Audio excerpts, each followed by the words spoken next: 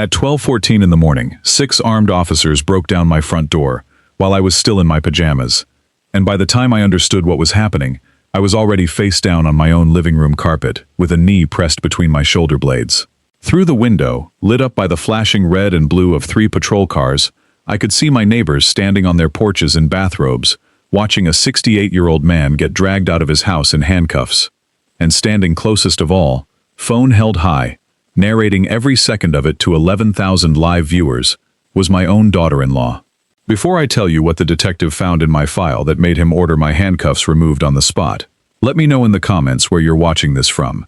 And hit subscribe if you believe the truth always finds its way to the surface, even when someone works very hard to bury it. My name is Thomas Bennett. I am 68 years old, and for 31 years I worked as a federal prosecutor, first in the Organized Crime Division, and later heading up a unit that specialized in complex financial fraud cases, the kind involving shell companies, falsified records, and men who thought they were clever enough to hide money in ways a careful accountant with a subpoena couldn't eventually find. I put away drug traffickers, corrupt city officials, and more than a few men in expensive suits who believed their wealth made them untouchable.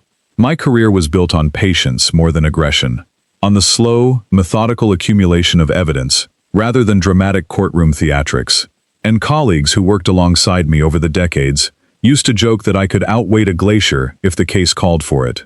I retired 4 years ago with a pension, a modest but comfortable house on Ridgemont Drive that my late wife Diane and I bought the year our son was born, and a quiet reputation in this town as the kind of man who never lost a case he genuinely believed in.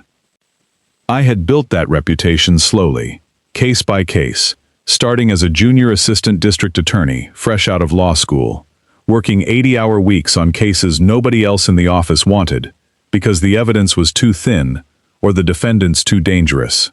I remember my first major organized crime case, a racketeering prosecution that took nearly 4 years to build from a single suspicious wire transfer into a conviction that put 3 men away for decades. And I remember the exact feeling of watching a jury return that verdict, the sense that patience, applied correctly and without cutting corners, could accomplish things speed and aggression never could. That lesson followed me through the rest of my career, through financial fraud cases that sometimes took longer to build than the statute of limitations technically allowed for, through late nights spent cross-referencing bank records by hand before the department had modern forensic software to do it for us. Diane passed away 5 years ago, before I even retired, from ovarian cancer that took 18 difficult months to finally take her from me. She was the one who kept our family close, who insisted on holiday dinners, even after our son Ryan grew distant in his 20s, who forgave things in him that I found harder to forgive. She had a gift I never quite managed to develop myself, a way of loving people exactly as they were, rather than as she wished they might become. And I think, looking back now, that gift was part of what kept Ryan tethered to our family at all, during the years he seemed determined to drift away from it. Since she died, the house on Ridgemont Drive has felt like a museum some days. Every room still arranged the way she left it, her reading glasses still sitting on the side table beside her favorite chair, because I have never quite found the courage to move them. Her handwriting still visible on a grocery list magnet stuck to the refrigerator, a small, mundane thing I have refused to throw away for 5 years now. My son Ryan is 37 years old. He went to law school, the same one I attended decades earlier, though for very different reasons than I did. Where I went into public service, chasing cases because I believed in the weight of justice, Ryan went into corporate and civil litigation almost entirely for the money, building a small but flashy practice, specializing in personal injury settlements, and, more recently, a new venture in estate and probate law that he'd been talking about opening for the better part of a year. He drove a car that cost more than most people's annual salary, wore suits tailored specifically for him by a downtown shop I'd never once set foot in myself, and had a habit, going back to his college years, of measuring his own worth against a shifting, external scoreboard rather than any internal sense of purpose. I loved my son deeply, the way a father loves a child regardless of the choices that child makes. But I had watched, over the years, a certain hollowness creep into the way he talked about his own success, an emphasis on appearances that had never once been part of how Diane and I tried to raise him.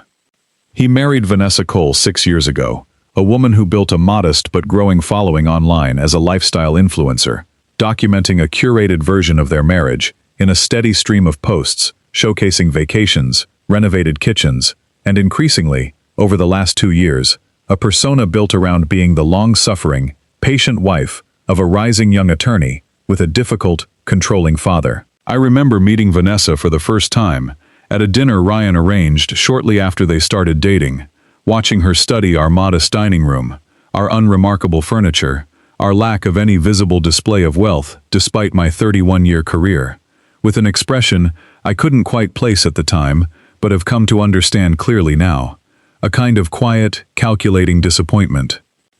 I want to be honest with you about something before I go further into this story. My relationship with Ryan had been strained for years before any of this happened. Not because of any single dramatic event, but because of the slow accumulation of small distances a father and son can build between themselves, without either one quite noticing, until the gap has become a canyon. I had never fully approved of the way Ryan practiced law, chasing settlements rather than justice, and I had made that disapproval known more times than I probably should have over the years. In comments I told myself were fatherly guidance, but that I now understand landed as judgment. Vanessa, for her part, had never warmed to me, and I had never quite understood why, though I would come to understand it with painful clarity in the months that followed. It was a Tuesday night in early spring, when everything changed.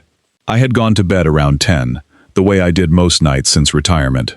My sleep schedule built around nothing more exciting than the evening news and a chapter or two of whatever book sat on my nightstand. That particular night, I had been reading a biography of a Supreme Court justice, the kind of dry, careful nonfiction Diane used to tease me about, and I remember setting it down on the nightstand, glasses folded beside it, at almost exactly 10:30, the last ordinary, peaceful moment of what I still consider the worst night of my life. I woke to the sound of my front door splintering off its hinges, a sound so violent and disorienting that for a confused half-second, I genuinely believed a tree had fallen on the house. That confusion lasted only until the shouting started, followed almost immediately by flashlight beams sweeping across my bedroom ceiling. Heavy boots pounding up the staircase Diane and I had climbed together every night for over 30 years. And then the unmistakable weight of a grown man's knee driving into my back, as I was forced face down onto the carpet beside my own bed, my wrists wrenched behind me, and locked into cold steel cuffs before I had even fully processed I was awake. The carpet smelled faintly of the lavender cleaning spray the housekeeper used every other week, an absurd, mundane detail that lodged itself in my mind, even as officers shouted commands over one another, even as I felt the particular helplessness of a man in his late 60s, still in pajamas, being handled by officers half his age, who had clearly been briefed to expect resistance from someone they believed to be a dangerous, calculating criminal.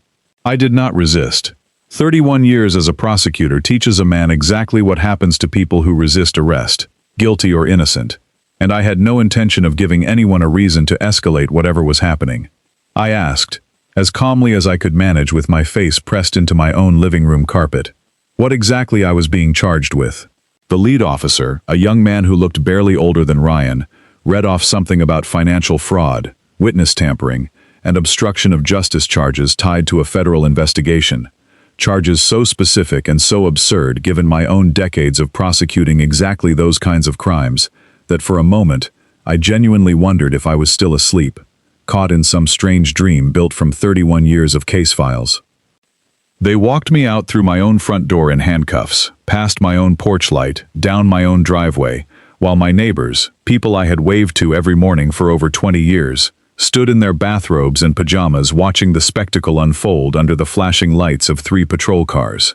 I recognized Harold Grimes from 2 doors down, standing on his lawn, with his arms crossed, an expression of genuine shock on his face. I recognized the Kowalski family, their teenage daughter, recording on her own phone from their upstairs window, and standing closest of all, close enough that I could see the glow of her phone screen illuminating her face in the darkness, was Vanessa, streaming the entire scene live, narrating in a voice pitched somewhere between shock and satisfaction. "This is really happening," she was saying to her audience as I was walked past her toward the patrol car. "I always knew something wasn't right about him. I always told Ryan something felt off. I looked directly at her as I passed, close enough to see her carefully applied makeup, close enough to notice that she had clearly taken a moment, at some point during the chaos of a midnight police raid on her own father-in-law's home, to check her appearance, before pointing the camera at herself. I said nothing. There was nothing to say that would have made any difference to the 11,000 strangers watching, and I understood, even in that disorienting moment, that whatever I said would simply become more content for her to work with. I remember very little about the actual drive to the station, beyond the quiet hum of the patrol car radio, and the officer in the passenger seat, occasionally glancing back at me with an expression I couldn't quite read, something between professional caution and genuine confusion, as though he too sensed something about this arrest didn't fit the profile he'd been trained to recognize. I sat in a holding cell for nearly 2 hours before anyone came to speak with me, my hands finally freed from the cuffs, left alone with nothing but fluorescent lighting and the particular, disorienting silence of a place I had spent 31 years sending other people into, never once imagining I would sit inside one myself. Those 2 hours were, in some ways, more difficult than the raid itself. There is a particular kind of stillness that settles over a person sitting alone in a holding cell, a stillness I had witnessed countless times from the other side of the glass during my career, watching defendants through observation windows, always assuming I understood something about what that stillness meant. I understood, sitting in that cell myself for the first time, that I had understood almost nothing about it at all. I thought about Diane, about how grateful I was, in some strange, backward way, that she was not alive to see this happening, that she would never know the particular helplessness of watching her husband handcuffed on their own bedroom floor in the middle of the night.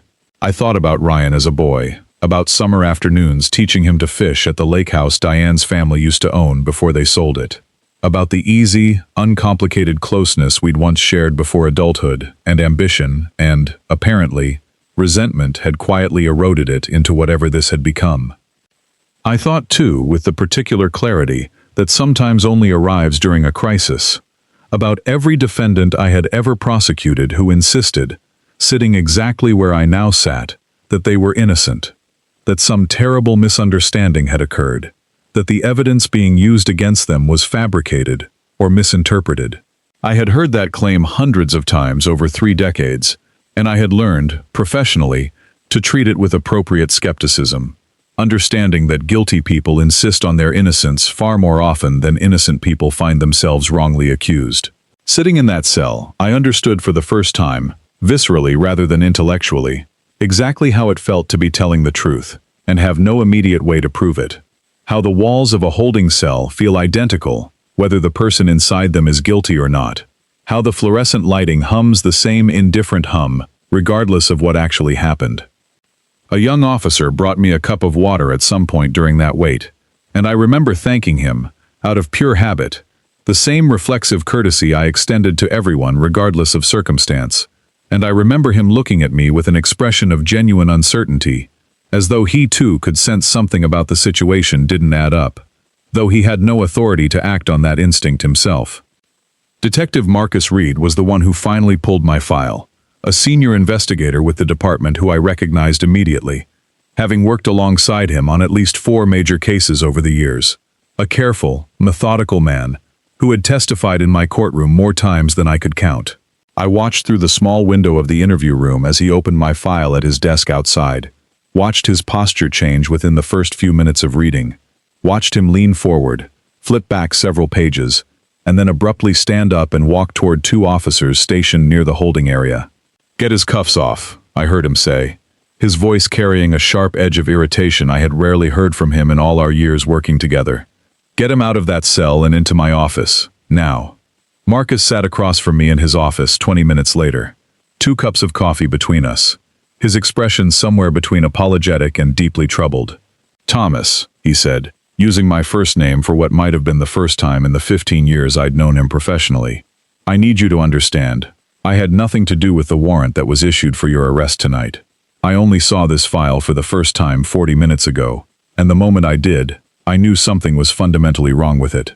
He turned his laptop toward me, showing me the digital case file that had been submitted to the department, a file allegedly documenting years of financial fraud, falsified prosecutorial records, and witness tampering charges dating back to cases I had closed nearly a decade earlier.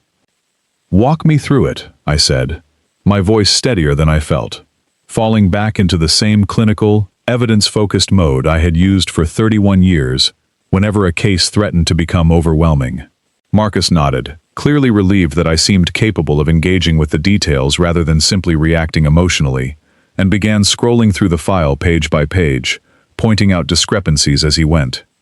"The signatures on the supporting affidavits," Marcus explained, carrying the particular unease of a man who has caught something he desperately wishes he hadn't, did not match any signature sample on file for the judges and witnesses they claim to belong to. "Look at the pressure variance here," he said, zooming in on one signature. "A real signature has natural inconsistency, speed changes, pressure changes. This looks traced. Someone printed a genuine signature at low opacity and traced over it by hand." The notary stamps on 2 key documents traced back to a notary license that had been revoked 3 years earlier for exactly this kind of fraudulent activity, a detail Marcus had caught within the first 10 minutes, simply by running the license number through the state's public database. "And here," he continued, pulling up a spreadsheet, "these bank account numbers, supposedly proving you were skimming settlement funds from cases decades old. I ran a quick cross-reference while you were in the holding cell. None of these account numbers correspond to any account you've ever held, not with any bank in this state, going back as far as our records search allows." He looked up at me then, his expression grave. "Someone built this file to look real enough to get a warrant signed by a judge working a late shift with too many cases on his desk," Marcus said. "And it worked. But it will not survive daylight scrutiny, Thomas. Not for one more hour." I asked him, quietly, whether he had any early theories about who might have constructed something this elaborate. Marcus hesitated, choosing his words with obvious care. "I don't want to speculate before we have more evidence. But Thomas, whoever did this knew things about your career, about specific old cases, that aren't public record. That's not a stranger's work. I'd start thinking carefully about who has that kind of access to your history." I remember the exact chill that ran through me hearing him say it aloud. The same conclusion I had already, reluctantly, begun to suspect myself but had not yet allowed myself to fully confront. By 4 in the morning, I was released without charge, formally cleared, with Marcus personally apologizing and promising the department would open an internal investigation into how such a poorly constructed fraudulent file had made it far enough to authorize an armed raid on a retired federal prosecutor's home. I thanked him, shook his hand, and drove myself home in the gray pre-dawn light, my front door still hanging off one hinge where the battering ram had struck it, my living room carpet still bearing the faint outline of where I'd been pressed down hours earlier. I sat at my kitchen table as the sun came up, staring at that broken front door, and I made a decision I have not regretted once in the month since. I would not call Ryan demanding an explanation. I would not confront Vanessa about her live stream, still circulating online by that point, gathering comments from strangers speculating about what kind of dark secrets a retired prosecutor might have been hiding for decades. I would do what 31 years of prosecuting fraud had trained me to do better than almost anyone else in this state. I would build a case, quietly, patiently, and I would not show my hand until every piece of evidence was locked into place so tightly that no attorney on earth, not even my own son, could find a way to argue around it. I called an old friend that same morning, a man named Gerald Whitmore, who had spent 22 years with the FBI before retiring to run a small private investigation and digital forensics firm out of a nondescript office downtown.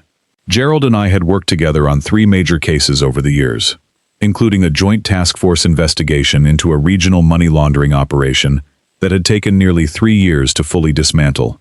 And if there was one man I trusted absolutely to help me understand exactly how someone had constructed a fraudulent criminal file, convincing enough to fool a judge, it was him. He arrived at my house within the hour, still in the flannel shirt he'd clearly thrown on without much thought, took one look at my splintered front door, and simply said, "Tell me everything, from the beginning." We sat at my kitchen table, the same table where I had once helped a much younger Ryan with his algebra homework, where Diane had rolled out pie crust every Thanksgiving for over 2 decades, and I walked Gerald through every detail I could remember: the timing of the raid, the specific charges read aloud, the strange, targeted precision of accusations that seemed to reference cases so old only someone with genuine access to my professional archives could have known the details.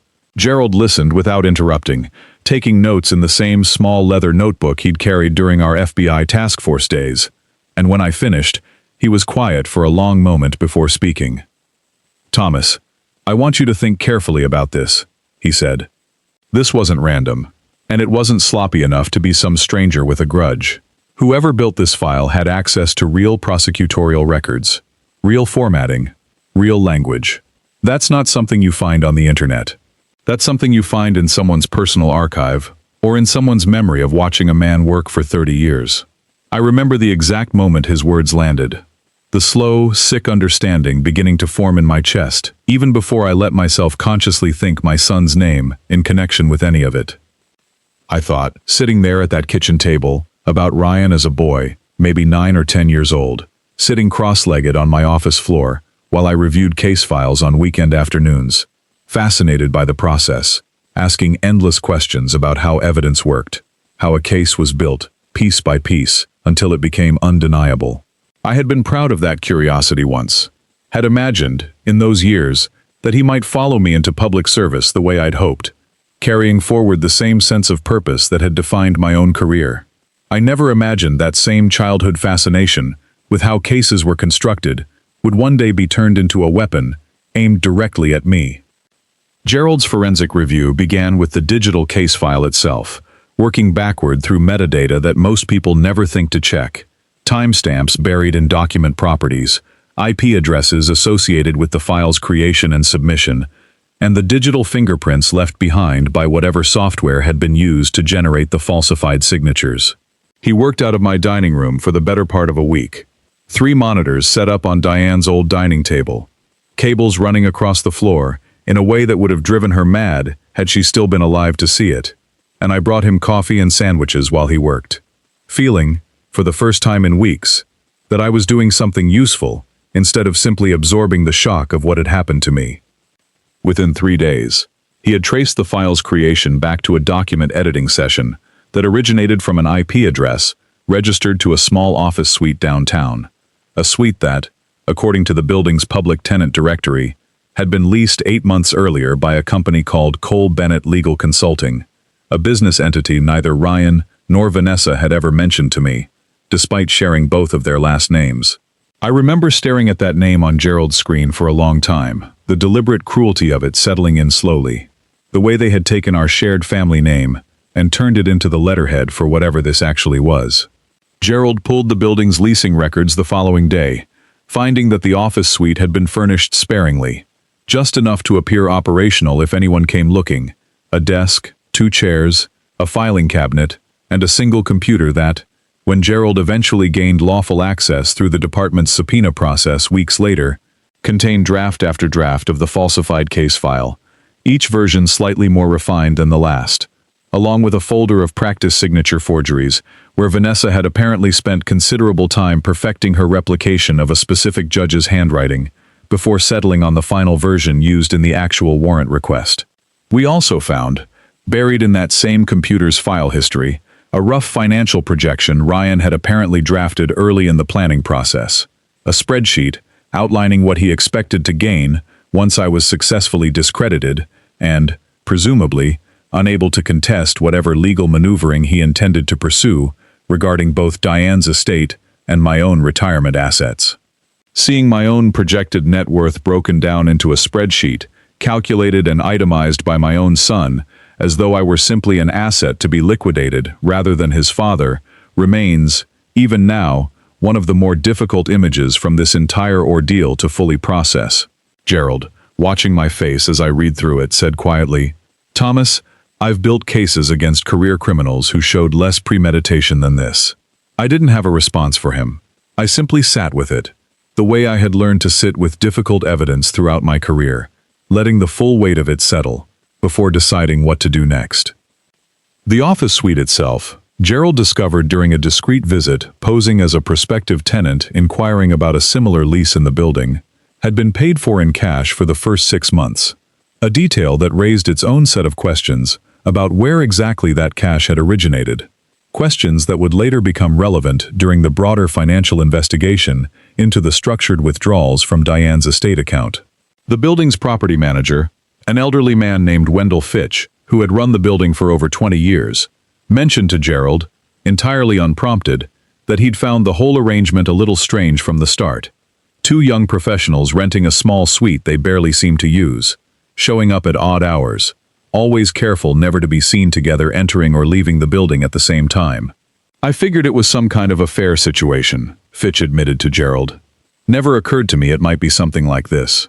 Gerald and I spent the following 2 weeks working methodically through financial records, security footage requests, and digital communication logs, moving with the same careful patience I had once applied to building racketeering cases that took years to fully assemble. We discovered that Ryan and Vanessa had opened Cole Bennett Legal Consulting nearly a year earlier, funded through a combination of Ryan's law practice revenue and, troublingly, a series of transfers from an account linked to my own late wife's estate, an account Ryan had access to as a joint executor, but had no legal authority to draw from without my signature. Transfers totaling nearly $200,000 over 10 months. Each one structured carefully to stay just below the reporting threshold that would have triggered automatic bank scrutiny. A technique known in my old line of work as structuring, one I had personally prosecuted dozens of defendants for using over the years. I remember the particular pain of that discovery, sitting across from Gerald as he laid out bank statement after bank statement showing withdrawal patterns clearly designed to avoid detection. Patterns Ryan would have learned about, ironically, from listening to me discuss cases at our own dinner table over the years. The son I had inadvertently trained to understand exactly how financial crimes worked, had apparently used that same understanding to systematically drain his own mother's estate, while I remained completely unaware, trusting him, as any father would, with responsibilities I had never imagined he would abuse. The falsified case file itself, Gerald's forensic team eventually confirmed, had been constructed over several months using templates and formatting pulled directly from real prosecutorial files. Files Ryan would have had indirect access to through old case archives I had kept in storage boxes in my own garage. Boxes I had never thought to lock, because I had never imagined my own son would go looking through them for material to use against me. Gerald found, during a careful search of that garage conducted with my permission, subtle signs that the boxes had been gone through recently, folders slightly out of their original chronological order, a detail I would never have noticed myself, but that Gerald's trained eye caught within minutes. Vanessa's role, it became clear through a combination of financial records and, eventually, a series of deleted text messages. Gerald's digital forensics team managed to recover from a cloud backup neither of them realized still existed, had been just as deliberate as Ryan's. She had researched notary fraud techniques, sourced the revoked notary stamp through a contact she'd made during a previous, smaller legal dispute involving a rental property dispute 2 years earlier, and had personally coordinated the timing of the anonymous tip that triggered the initial warrant request, timing it specifically for a Tuesday night, when the on-call judge was known throughout the department for signing off on warrants quickly during understaffed late shifts, a detail she had apparently learned from a former college roommate who worked as a court clerk. One recovered text exchange, dated nearly 2 months before the raid, showed Vanessa messaging Ryan directly. "I found someone who can get us a working notary stamp. It's not cheap, but it's untraceable if we're careful. Are you sure about this? Once we do this, there's no going back." Ryan's response, recovered from the same backup, read simply, "He's had control of everything for too long. It's time we had our turn. He'll never see it coming, he trusts us too much."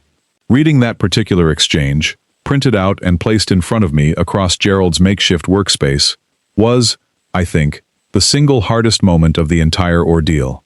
Harder even than the handcuffs. Harder than the humiliation of being paraded past my own neighbors. It was proof, in my son's own words, that the trust I had extended him throughout his entire life had been quietly catalogued and weaponized against me. But the most damning discovery came nearly 3 weeks into Gerald's investigation, when he pulled security footage from the parking garage beneath my bank, the one where I had kept a small safety deposit box containing Diane's original estate documents, my own retirement paperwork, and several pieces of jewelry that had belonged to my mother. I remember Gerald calling me late on a Thursday evening, his voice carrying an urgency I hadn't heard from him throughout the entire investigation up to that point. "Thomas, "You need to come to the office. I found something, and I think it changes everything about how we understand what happened that night."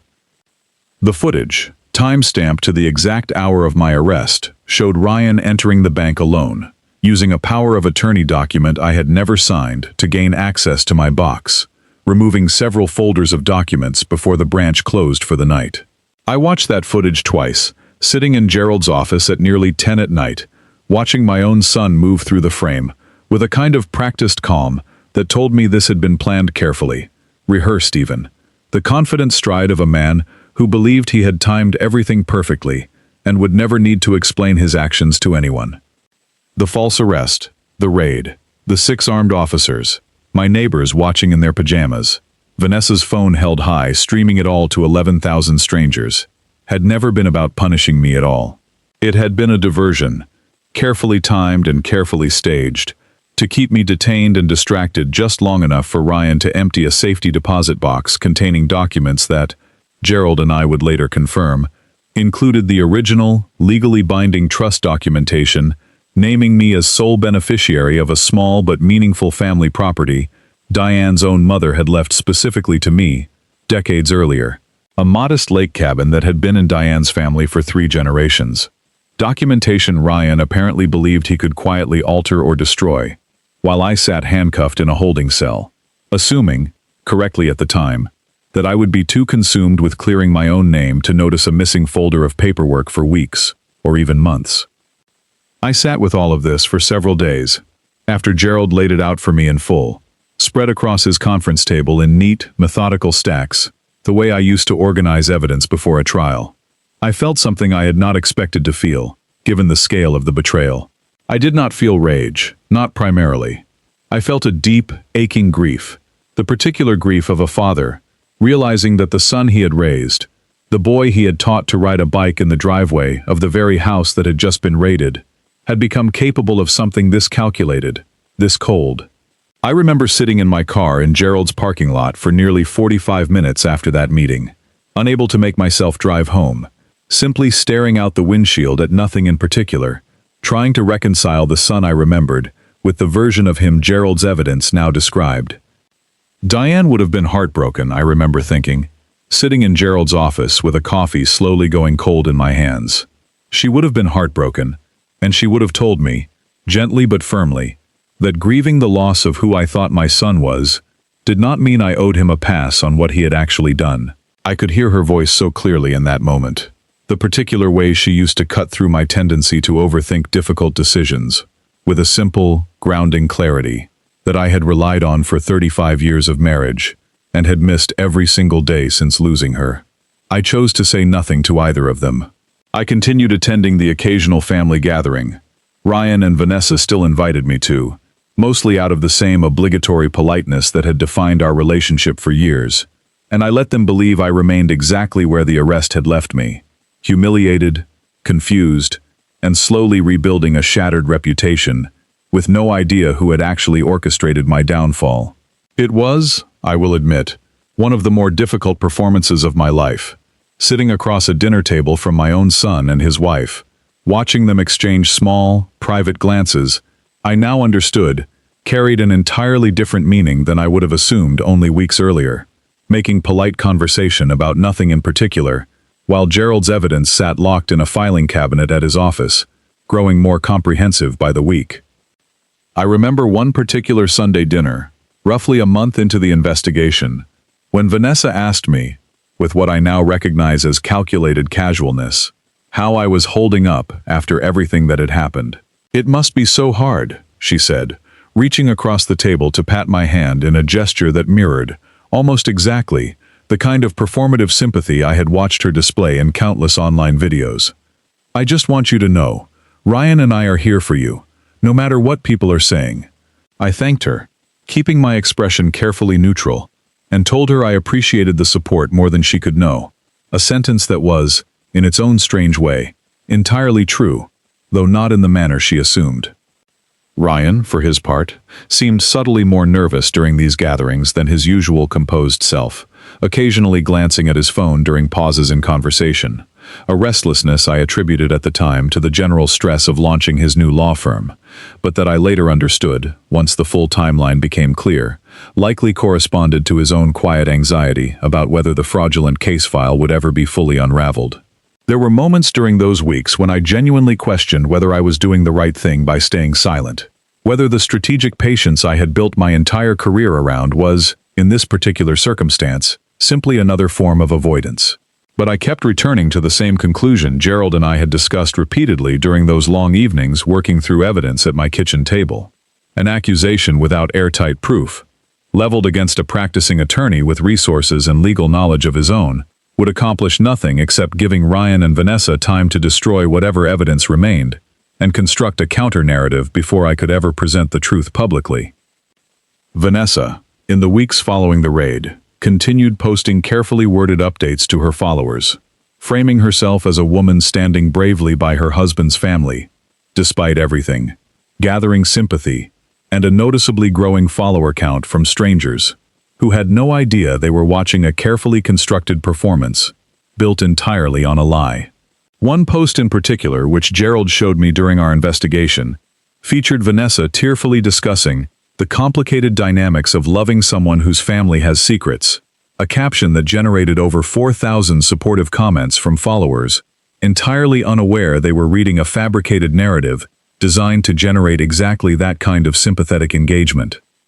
Meanwhile, Gerald and I continued building the case with the same patience that had defined my entire career. We obtained formal statements from the notary whose stolen credentials had been used, a frightened but ultimately cooperative man named Elliot Marsh, whose small notary practice had been quietly struggling for years before someone offered him a substantial cash payment for what he'd been told was simply a routine document authentication. Marsh met with Gerald and me at a diner outside town, visibly nervous, glancing toward the door every few minutes as though expecting someone to walk in and stop him from talking. "I didn't know what the documents actually said," he told us, turning a coffee cup slowly between his hands. "A woman contacted me online, said she needed some old paperwork, notarized quickly for an estate matter, offered me $1,500 for what should have taken 20 minutes of work. I should have asked more questions. I know that now." When Gerald showed him a printed copy of the falsified case file, Marsh's face went pale. "That's not what she told me this was for," he said quietly. "If I'd known this was going toward a criminal case against someone, I never would have touched it." He confirmed, once shown the evidence Gerald had assembled, that his old official stamp had been stolen during a burglary at his previous office 2 years earlier. A burglary the police report showed had never been solved, and that the woman who'd contacted him had somehow known enough about that unsolved theft to source a working replica stamp through channels he still didn't fully understand himself. We traced the falsified bank account numbers back to a template generator commonly used in a specific strain of financial fraud schemes, a template that, when cross-referenced against digital forensics, matched files still present, deleted but recoverable, on a laptop registered to Cole Bennett Legal Consulting. Gerald walked me through the technical details patiently, explaining how deleted files rarely disappear as completely as people assume, how fragments remain recoverable on a hard drive's unallocated space until they're eventually overwritten by new data, sometimes for months, or even years afterward. "Your son and daughter-in-law assumed deleting something meant it was gone," Gerald told me. "That assumption has ended more careers than almost any other mistake I've seen in 22 years of this work." And we recovered, through a subpoena Marcus Reed personally helped expedite, once he understood the full scope of what had actually happened, a recorded phone call between Vanessa and an old college friend, made just 2 days before the raid, in which she could be heard laughing about finally getting the old man out of the house long enough for Ryan to grab what he needs. The friend, once contacted separately by investigators, cooperated fully once she understood the seriousness of what she'd unknowingly been told about during what she'd assumed was simply gossip between old friends, providing a full statement that corroborated the recording's authenticity and timeline. 6 weeks after the night I was dragged out of my own home in handcuffs, Ryan and Vanessa announced, with considerable fanfare across every platform Vanessa used, the grand opening celebration for Ryan's new legal practice, a boutique estate and probate law firm operating, unsurprisingly, under the same Cole Bennett name that Gerald had traced back to the falsified case file months earlier. The celebration was scheduled for a Saturday evening at a downtown event space, catered, photographed, and attended by nearly 80 guests, colleagues, extended family, and a handful of Vanessa's followers who had won a small contest to attend in person. A detail that struck me as almost darkly comedic once I understood the full scope of what her online persona had actually been built on. I received an invitation, forwarded almost as an afterthought, through a group family text chain, and I told Ryan simply that I would try to make it, giving no indication of anything beyond the polite, distant civility that had characterized our relationship since the raid. In the days leading up to the event, I met with Gerald and, separately, with Marcus Reed, who had by that point conducted enough of his own internal review to understand the full scope of the fraud, though the department was still finalizing formal charges and wanted, understandably, to move carefully, given the sensitivity of arresting a practicing attorney and his wife on the opening night of a public business celebration. Marcus agreed to have his team ready and positioned nearby, waiting for my signal, a plan we discussed in careful, hushed detail over coffee 2 nights before the event. The same kind of methodical operational planning I had once helped coordinate for far more dangerous arrests during my career. On the evening of the celebration, I arrived quietly, dressed in the same dark suit I had worn to more federal courtrooms than I could count. A suit Diane had once told me made me look like I was about to deliver very bad news to someone who deserved it. A comment that felt eerily appropriate walking into that downtown event space.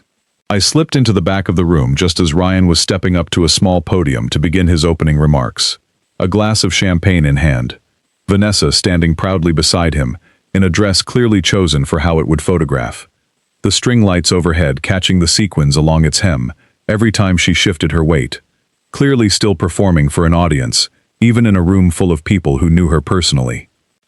Ryan spotted me near the back of the room mid-sentence, and I watched a flicker of surprise cross his face before he recovered, smiling, gesturing for me to come forward. "Everyone, I actually want to take a moment," he said, clearly improvising, clearly hoping to turn my unexpected appearance into a heartwarming moment for the room. And, I suspected, for whatever footage Vanessa was undoubtedly capturing for later posting. "My father is here. Dad, come on up. I know things have been complicated, but I'd love for you to say a few words." The room broke into warm, encouraging applause, guests clearly assuming they were about to witness a touching reconciliation between an estranged father and his ambitious son, several of them glancing at each other with the particular satisfaction people feel when they believe they're witnessing something genuinely heartwarming.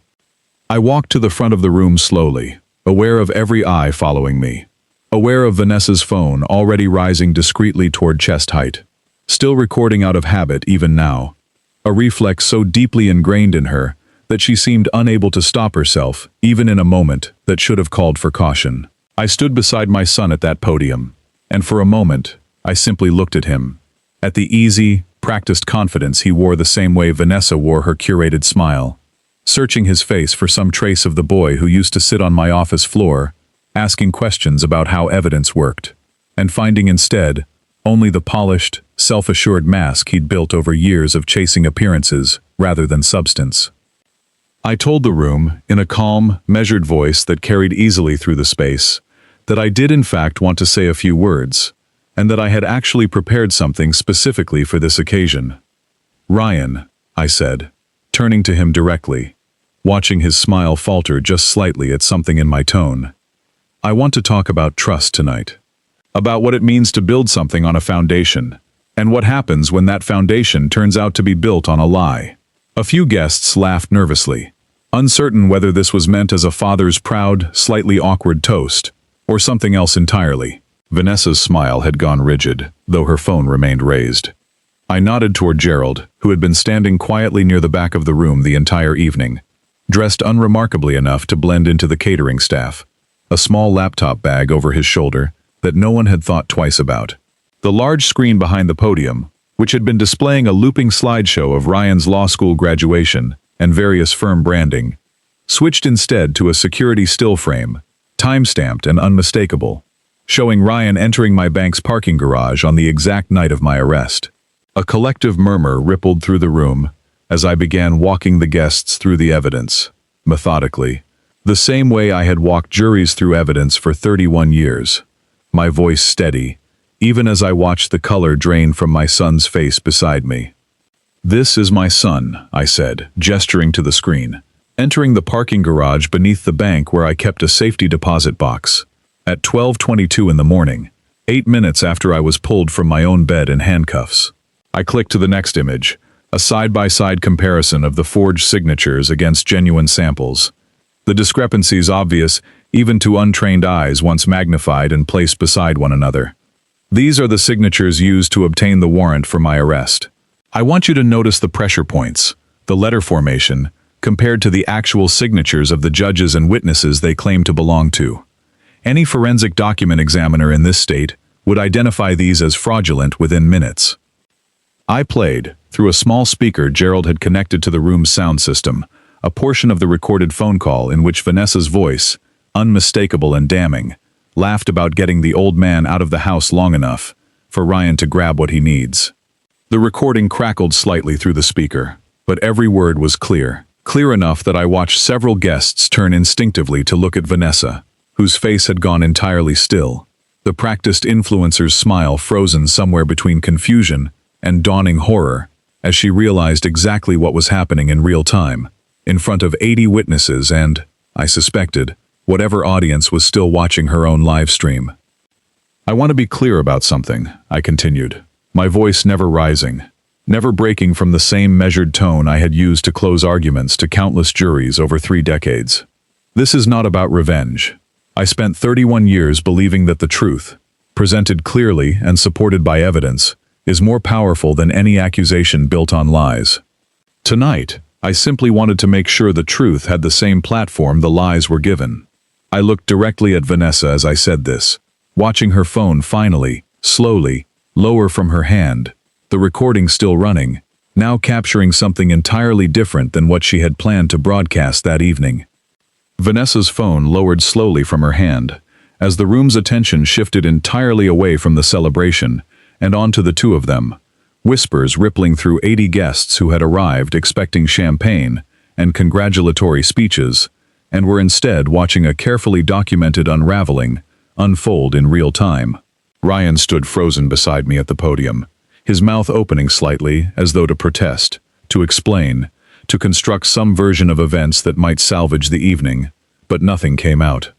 I watched him look at Vanessa, some silent, desperate communication passing between them, and I watched her shake her head, almost imperceptibly, the two of them realizing simultaneously that there was no explanation left to offer. And precisely as I finished laying out the final piece of evidence, the doors at the back of the event space opened, and Detective Marcus Reed walked in alongside 2 members of the department's Financial Crimes Unit, their credentials visible, their expressions entirely professional, entirely devoid of the celebratory energy that had filled the room only minutes earlier. Marcus approached the podium and, in a calm, procedural tone that somehow made the moment feel even heavier than shouting would have, informed the room that both Ryan Bennett and Vanessa Cole Bennett were being formally taken into custody on charges including forgery, fraud, witness tampering, and theft, pending a broader investigation into the falsified case file that had led to my own wrongful arrest 6 weeks earlier. Ryan did not resist, though the champagne glass slipped from his hand and shattered against the polished floor, as the reality of the evening finally caught up to him. Vanessa's carefully composed expression cracked entirely, her eyes darting toward her own phone, still recording, still streaming, now capturing her own arrest to the very followers she had cultivated by narrating mine. I learned in the weeks that followed that Ryan's law license would face immediate suspension pending the outcome of the criminal proceedings, with the State Bar Association's Ethics Committee opening a formal review that would very likely end in permanent disbarment, given the scope of the falsified legal documents involved. The committee's preliminary findings, which Gerald helped me obtain through channels I no longer had official access to, but that old colleagues were willing to quietly assist with, noted that the fraudulent case file represented one of the more sophisticated attempts at judicial manipulation the state had seen in over a decade. Sophisticated enough that the presiding judge who signed the original warrant requested a formal review of his own late-shift approval procedures once the full scope became clear. Vanessa's online following, which had grown steadily throughout the 6 weeks she'd spent narrating a false, sympathetic version of our family's unraveling, collapsed almost overnight Once the full story reached local news outlets, her account flooded with comments from followers who felt, understandably, that they had been manipulated into supporting a story built entirely on a lie. Several media outlets picked up the story within days, running headlines that emphasized the particular cruelty of using a live stream to document a wrongful arrest her own husband had helped orchestrate. And I remember feeling, watching those headlines circulate, not satisfaction exactly, but a kind of grim relief that the truth had finally overtaken the version of events she had worked so hard to construct. I did not attend either of their arraignments, though I did provide a full statement to the prosecutors handling the case. The same office I had once led myself, careful to document every piece of evidence Gerald and I had assembled, with the same rigor I would have demanded from any prosecutor working under me decades earlier. The younger attorney assigned to the case, a woman named Priya Chandrasekaran, who I recognized as someone I had mentored briefly during her first year with the office, thanked me personally for the thoroughness of the evidence, noting that it was, in her words, the cleanest case file I've ever inherited, a small, quiet compliment that meant more to me than I expected it to, given everything. We sat together in a small conference room at the courthouse for nearly 3 hours. Priya, walking through every piece of documentation with the same careful attention I remembered instilling in junior attorneys throughout my career, occasionally pausing to ask clarifying questions about chain of custody or the specific forensic methods Gerald had used to authenticate the recovered digital evidence. "I have to ask," Priya said at one point, setting down her pen and looking at me directly, "how did you manage to stay this composed through all of this? Building a case against your own son, sitting across the table from him at family dinners, while you had this evidence sitting in a filing cabinet." I don't know if I could have done that. I told her the truth, that I hadn't felt composed at all most days, that the composure she was seeing was simply 31 years of professional discipline layered over top of a grief I was still, even then, working through privately. She nodded slowly, and I could see her filing that answer away, the way young attorneys do when they're learning that the job requires a kind of emotional endurance no law school class ever fully prepares you for. Marcus Reed's internal investigation into how the fraudulent warrant had been signed in the first place concluded roughly 2 months after the arrest, finding that the on-call judge, a man nearing his own retirement after a long, largely unblemished career, had been genuinely deceived by the sophistication of the falsified documents that included forged case numbers cross-referenced against real, closed prosecutorial files in a way that would have taken considerable time and skill to detect during a routine late-night review.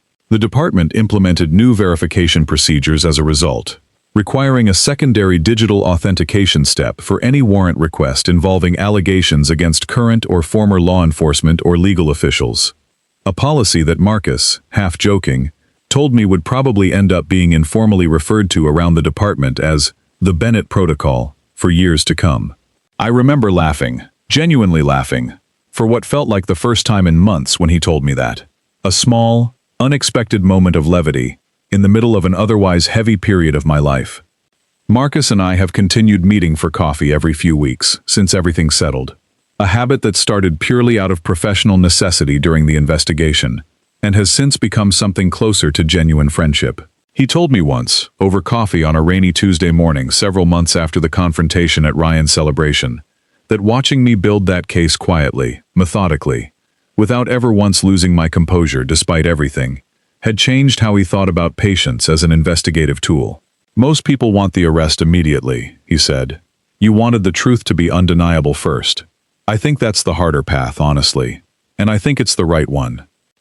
I retrieved, with the department's assistance, the folder of documents Ryan had removed from my safety deposit box, including the original trust paperwork from Diane's mother, still intact, still legally binding, protected by exactly the kind of careful documentation habits 31 years as a prosecutor teaches a man never to abandon. I sat in the bank's small private room that afternoon, going through each document one by one, confirming nothing had been altered, and I felt, for the first time since the raid, something close to closure, though I understood even then that the word didn't quite capture the particular, unresolved grief still sitting underneath everything else. I heard, through mutual acquaintances rather than directly, that Ryan eventually accepted a plea agreement that avoided the maximum sentencing exposure in exchange for full cooperation and restitution, a decision his own attorney reportedly urged him toward, once the strength of the evidence became clear. Vanessa's case proceeded somewhat differently, given her more direct role in sourcing the forged notary credentials and coordinating the timing of the false tip. And I understand she is currently serving a sentence that will keep her away from public life, and certainly away from any social media platform, for a considerable number of years. My relationship with my grandchildren, Ryan and Vanessa's two young children, Emma and Nathan, ages 9 and 6, has become one of the more complicated threads of everything that followed, one I still navigate carefully, working with a family court mediator to ensure they maintain a relationship with me, despite everything that happened with their parents. Understanding that whatever judgment I hold for Ryan and Vanessa's choices, those children bear none of the responsibility for them, and deserve, at minimum, the steady presence of at least one grandparent who loves them without condition. I see them most weekends now, staying with me at the house on Ridgemont Drive. And Emma, who is old enough to sense that something significant happened, even if she doesn't fully understand the details, asked me once, quietly, while we were doing dishes together after dinner, whether her parents were bad people. I told her, as honestly as I could manage for a 9-year-old, that people are capable of making very serious mistakes without being entirely bad. That her parents loved her very much, even though they had done something that hurt other people badly. And that loving someone, and being disappointed in their choices, could exist in the same heart at the same time. She seemed to accept that answer, at least for now, and I suspect it is a conversation we will continue having, in different forms, for years to come. I drove home that night, alone, past the same front door that had finally been repaired weeks earlier, and I sat for a long while in Diane's favorite chair, her reading glasses still resting on the side table, exactly where she'd left them. I thought about the particular kind of pain that comes from discovering your own child capable of something you spent your entire career prosecuting in strangers, and I thought, too, about how Diane had always believed, more than I ever fully managed to, that love and accountability were not opposites, that holding someone responsible for what they had done was not a betrayal of loving them, but sometimes the truest form that love could take. I think often, in the quiet months since, about Harold Grimes, my neighbor from 2 doors down, who came by my house nearly a week after the story finally broke in the local papers, standing on my porch with an expression of genuine embarrassment. "Thomas, I owe you an apology," he said. "I stood on my lawn that night and I judged you, even though I've known you for over 20 years. Even though everything I actually knew about you should have told me something was wrong with what I was watching. I let a phone screen convince me faster than 2 decades of knowing you as a person." I told him there was nothing to apologize for, that I understood exactly how convincing a carefully narrated lie could be when it arrived wrapped in the theater of flashing lights and handcuffs, but I appreciated, more than I let on, that he'd taken the time to say it at all.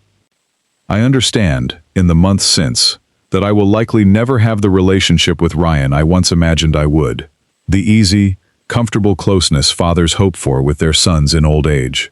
I have visited him exactly once during his incarceration, a difficult, largely silent hour separated by reinforced glass, in which I told him simply that I loved him, that I would always love him, and that loving him did not mean I would ever pretend what he had done was acceptable.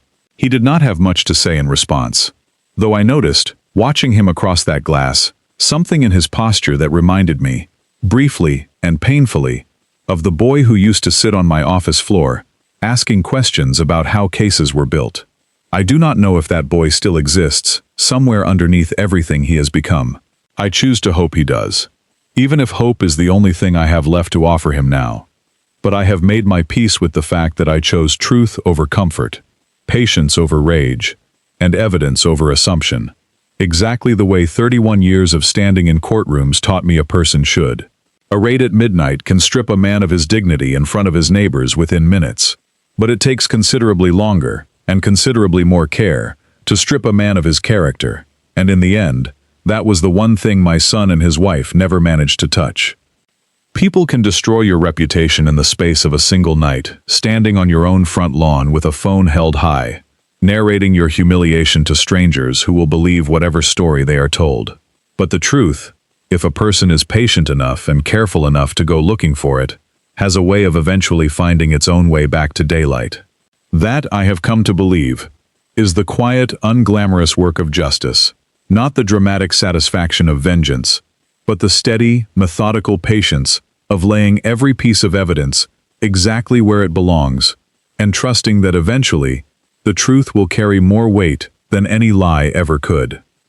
I think back often to that moment on my own front lawn, handcuffed, humiliated, watching my daughter-in-law narrate my arrest to 11,000 strangers while my neighbors looked on in their pajamas, and I understand now that the version of myself standing in that driveway had no way of knowing what was coming.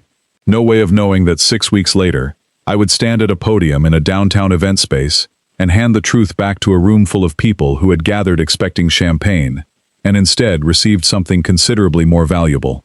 I did not choose that path because I wanted to humiliate my son the way I had been humiliated.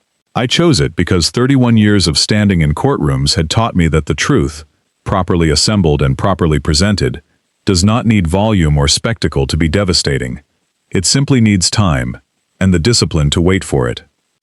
I still drive past that downtown event space occasionally, and I still think, every time I do, about the specific moment Ryan's champagne glass slipped from his hand and shattered against the polished floor. The sound of it, somehow louder in my memory than anything else from that entire evening. It was not a moment I take pleasure in revisiting. Not exactly. But it was, I have come to understand, the necessary conclusion to a story that began the moment my own front door splintered off its hinges at 12:14 in the morning.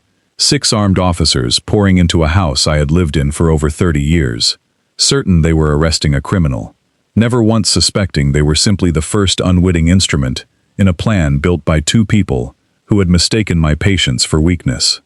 If this story meant something to you, tell me where you're watching from in the comments below, and if you believe the truth is worth waiting for, hit subscribe to Humble Dad Stories. There are many more stories like this one waiting for you.